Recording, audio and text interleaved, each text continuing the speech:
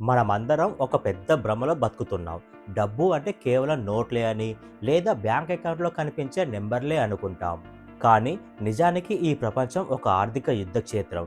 ఇక్కడ ప్రతి దేశం, ప్రతి వ్యవస్థ, ప్రతి కరెన్సీ బతకడానికి పోరాడుతుంది. ఈ యుద్ధంలో కొన్ని ఆయుధాలు శతాబ్దాలుగా పనిచేస్తున్నాయి. కొన్ని కొత్తగా వచ్చి మెరుపులు మెరిపిస్తున్నాయి. ఈ రోజు మనం మాట్లాడుకోబోయేది బంగారం, వెండి, క్రిప్టో. ఈ 3 అసలు ఏం చేస్తున్నాయి? ఎవరి కోసం పని చేస్తున్నాయి? అసలు బంగారం, వెండి రేట్స్ ఎందుకు పెరుగుతున్నాయి? చివరికి మనలాంటి సాధారణ మనిషికి ఏది నిజంగా ఉపయోగపడుతుంది? ఇదే ఈరోజు మనం డిస్కస్ చేసే టాపిక్. ప్రపంచంలో ఎన్నో రాజ్యాలు పుట్టాయి, కూలాయి. కరెన్సీలు కూడా మారాయి. సామ్రాజ్యాలు కూడా మాయమయ్యాయి. కానీ బంగారం మాత్రం అలాగే నిలబడి ఉంది. ఎందుకంటే బంగారం మీద నమ్మకం ఏ ప్రభుత్వం ఇచ్చింది కాదు. అది మనిషి అనుభవం ద్వారా ఏర్పడింది. గోల్డ్ ధరను ఏ ఒక్క దేశమో, వ్యక్తిగత సంస్థతో కంట్రోల్ చేయడం అసాధ్యం. ఎందుకంటే ఇది ఒక గ్లోబల్ ఆస్తి. ఇది 5,000 ఏళ్లుగా మనిషి నిర్మించుకున్న నమ్మకం. కానీ ప్రపంచ ఆర్థిక వ్యవస్థ అప్పుల ఊబిలో కూరుకుపోయినప్పుడు, అంటే దేశాలు విచ్చలవిడిగా డబ్బు ప్రింట్ చేసి తమ కరెన్సీ విలువను తానే చంపుకున్నప్పుడు, బంగారం ఒక్కసారిగా రక్షణ కవచంగా మారుతుంది. ఇక్కడ ఒక ముఖ్యమైన విషయం, ప్రభుత్వాలు బయటకు చెప్పేది ఒకటి, లోపల చేసేది ఇంకొకటి. డాలర్ బలంగా ఉందంటారు, కానీ అదే సమయంలో సెంట్రల్ బ్యాంకులు టన్నుల కొద్ది బంగారం కొనుగోలు చేస్తాయి. కానీ అదెందుకు? ఎందుకంటే వాళ్ళకు తెలుసు, కాగితాల మీద ముద్రించిన డబ్బుకు ఒక హద్దు ఉంటుంది, కానీ బంగారం విలువకు కాదు. యుద్ధాలు వచ్చిన, స్టాక్ మార్కెట్లు కూలిపోయిన, బ్యాంకులు మూతపడిన, బంగారం నిలబడుతుంది. ఇది మనకు రాత్రికి రాత్రే కోట్లు తెచ్చిపెట్టకపోవచ్చు, కానీ ఆర్థిక తుఫాన్లు వచ్చినప్పుడు మన కుటుంబాన్ని రోడ్డున పడకుండా కాపాడే చివరి ఆర్థిక కవచం ఇదే.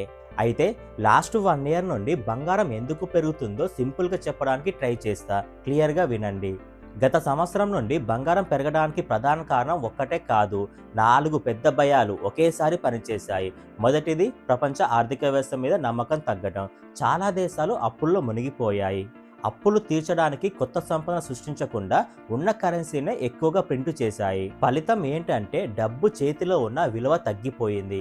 ఈ పరిస్థితిలో కాగితపు డబ్బు మీద నమ్మకం పోయి ప్రజలు సహజంగా బంగారం వైపు తిరిగారు. ఇక రెండవ కారణం, సెంట్రల్ బ్యాంకుల భయం. బయటికి ఎంత ధైర్యంగా మాట్లాడినా లోపల వాళ్ళకి తెలుసు, డాలర్తో పాటు చాలా కరెన్సీలు ఒత్తిడిలో ఉన్నాయనే విషయం. అందుకే గత ఏడాది నుంచి ప్రపంచంలోని పెద్ద సెంట్రల్ బ్యాంకులు టన్నుల కొద్ది బంగారం కొనడం మొదలుపెట్టాయి. సెంట్రల్ బ్యాంక్ కొనుగోలు చేస్తే అది చిన్న విషయం కాదు, అది పెద్ద మార్కెట్కి ఇచ్చే సిగ్నల్. రేపటి మీద మాకే నమ్మకం లేదు అన్న మాట ఇది. ఇక మూడో కారణం, యుద్ధాలు మరియు జియోపాలిటిక్ టెన్షన్. యుద్ధం అనేది కేవలం సరిహద్దుల్లో జరగదు, మార్కెట్లో కూడా జరుగుతుంది. యుద్ధ భయం పెరిగిన ప్రతిసారి స్టాక్ మార్కెట్లో అస్థిరత పెరుగుతుంది. అప్పుడు ఇన్వెస్టర్స్ రిస్క్ నుంచి బయటకు వచ్చి సేఫ్ ఆస్తుల్ని వెతుకుతారు. ఆ సేఫ్ ఆస్తుల్లో మొదటి పేరు బంగారమే. అందుకే ప్రపంచంలో టెన్షన్ పెరిగిన ప్రతిసారి బంగారం ధరకు బలం వస్తుంది. ఇక నాలుగో కారణం, వడ్డీ రేట్లు మరియు భవిష్యత్తుపై భయం. వడ్డీ రేట్లు ఎక్కువగా ఉన్నా రేపు తగ్గుతాయనే అంచనాలు మొదలయ్యాయి. వడ్డీ రేట్లు తగ్గితే డబ్బు విలువ ఇంకా పడిపోతుంది అనే భయం మార్కెట్లో వచ్చింది. ఈ భయం బంగారానికి మరో ప్లస్ అయింది. ఎందుకంటే బంగారం వడ్డీ ఇవ్వదు, కానీ డబ్బు విలువ పడిపోయినప్పుడు తన విలువను కాపాడుతుంది. మొత్తానికి అర్థం చేసుకోవాల్సింది ఏంటంటే, గత ఏడాది బంగారం పెరిగింది ఆశ వల్ల కాదు, భవిష్యత్తు మీద నమ్మకం తగ్గినప్పుడల్లా బంగారం విలువ పెరుగుతుంది. లాస్ట్ 1 ఇయర్ నుండి వెండి ధరలు కూడా బాగా పెరిగిపోతున్నాయి. దానికి కూడా కారణాలున్నాయి. మొదటగా అర్థం చేసుకోవాల్సింది ఏంటంటే, వెండి కేవలం ఇన్వెస్ట్మెంట్ లోహం కాదు, ఇది ఆధునిక ప్రపంచానికి అవసరమైన పారిశ్రామిక లోహం. ప్రపంచం మొత్తం గ్రీన్ ఎనర్జీ వైపు పరిగెడుతుంది. సోలార్ ప్యానెల్స్, ఎలక్ట్రికల్ వెహికల్స్, బ్యాటరీలు, హైటెక్ ఎలక్ట్రానిక్స్, వీటన్నిటిలో వెండి తప్పనిసరి. ఈ ఒక్క కారణమే గత ఏడాది నుంచి వెండి డిమాండ్ను భారీగా పెంచింది. ఇక రెండవ కారణం, సప్లై సమస్య. వెండి బంగారం లాగా ప్రత్యేకంగా తవ్వరు. చాలా సందర్భాలలో ఇది ఇతర లోహాలతో పాటు బయటికి వస్తుంది. అంటే డిమాండ్ ఎంత పెరిగినా సప్లై వెంటనే పెరగదు. గత ఏడాది మైనింగ్ ఖర్చులు కూడా పెరిగాయి. కొన్ని దేశాల ఉత్పత్తి తగ్గడం వల్ల మార్కెట్లో వెండి కొరత అనే భావన బలపడింది. డిమాండ్ పెరిగి సప్లై తగ్గితే ధర పెరగడం సహజం. ఇక మూడో కారణం, బంగారం వెనక నడిచే వెండి. చరిత్రలో ఎప్పుడూ ఇదే జరుగుతుంది. గోల్డ్ ర్యాలీ మొదలైతే కొంచెం ఆలస్యంగా వెండి కూడా పరిగెడుతుంది. ఎందుకంటే ఇన్వెస్టర్లు గోల్డ్ ఖరీదైంది అనిపించినప్పుడు చీప్ అండ్ ఆల్టర్నేటివ్గా వెండి వైపు చూస్తారు. గత ఏడాది బంగారం స్టడీగా పెరగడంతో వెండిపై కూడా ఇన్వెస్ట్మెంట్స్ డిమాండ్ పెరిగింది. ఇక 4వ కారణం మార్కెట్ సెంటిమెంట్ మరియు వోలటైలిటీ. వెండి ధర చాలా సున్నితమైనది. కొంచెం పాజిటివ్ న్యూస్ వచ్చినా బలంగా రియాక్ట్ అవుతుంది. ఇండస్ట్రీ గ్రోత్, గ్రీన్ ఎనర్జీ టార్గెట్లు, భవిష్యత్తు టెక్నాలజీ అంచనాలు ఇవన్నీ వెండి మీద పాజిటివ్ సెంటిమెంట్ను క్రియేట్ చేశాయి. అందుకే చిన్న వార్తలే పెద్ద కదలికకు కారణమయ్యాయి. మొత్తానికి వెండి పెరుగుదల వెనక అసలు సత్యం ఏంటంటే ఇది భయంతో కాదు, అవసరంతో పెరుగుతుంది. బంగారం భయానికి పెరిగితే వెండి భవిష్యత్తు అవసరాలకు పెరుగుతుంది. ఇక క్రిప్టో కరెన్సీ, ఇది ఈ యుగపు అతిపెద్ద వివాదం.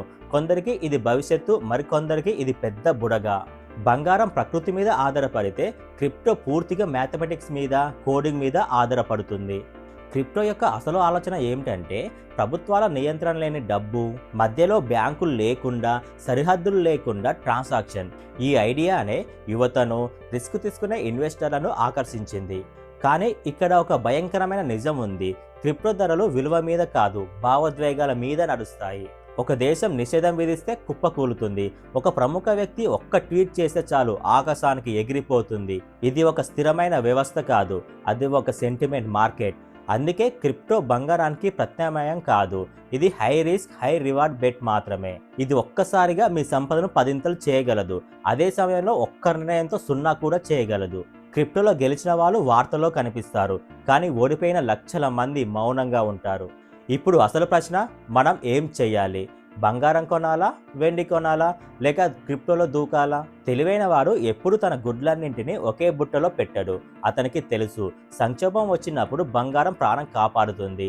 ఇండస్ట్రియల్ గ్రోత్ వచ్చినప్పుడు వెండి అవకాశాన్ని ఇస్తుంది. భవిష్యత్తు టెక్నాలజీ మీద ఒక చిన్న రిస్క్ తీసుకోవాలనుకుంటే క్రిప్టో ఉపయోగపడుతుంది. ఈ 3 కలిసి ఉండటమే అసలైన బ్యాలెన్స్. ఒకటి కవచం, ఒకటి ఇంజన్, ఒకటి రాకెట్. వీటిని సరైన మోతాదులో ఉపయోగిస్తే ఒక పటిష్టమైన ఆర్థిక సామ్రాజ్యం నిర్మించగలం. ఇక నా మాటలో చెప్పాలంటే గోల్డ్ నిద్రపోయే డబ్బు, సిల్వర్ కదిలే డబ్బు, క్రిప్టో పరిగెత్తే డబ్బు. పరిగెత్తే డబ్బును చూసి మోసపోతే గమ్యం చేరడం కష్టం. కానీ నిద్రపోయే బంగారం నీ దగ్గర ఉంటే కష్టకాలంలో నీకు నిద్రలేని రాత్రులు ఉండవు. ఈ వీడియో ఇంతవరకు చూస్తారంటే నా ఎక్స్ప్లెనేషన్ నచ్చిందని అనుకుంటున్నాను. ఇన్ కేస్ నా ఎక్స్ప్లెనేషన్ నచ్చితే please like and subscribe my channel. Thank you.